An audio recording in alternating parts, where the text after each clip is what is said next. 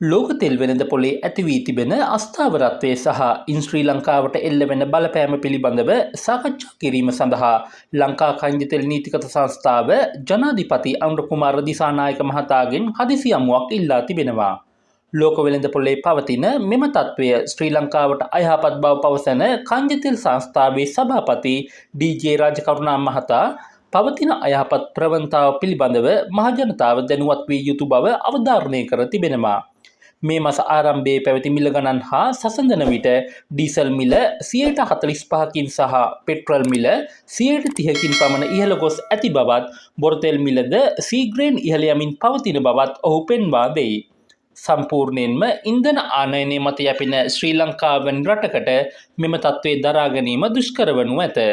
මීට අමතරව පවතින වියලි කාලගුණය නිසා ජල විදුලි උත්පාදන ධාරිතාව පහත වැටී ඇති අතර එමගින් විදුලි උත්පාදනය සඳහා අවශ්‍ය ඉන්ධන ඉල්ලුම තවදුරටත් ඉහළ ගොස් ඇති බව රාජකරුණා මහතා පවසයි.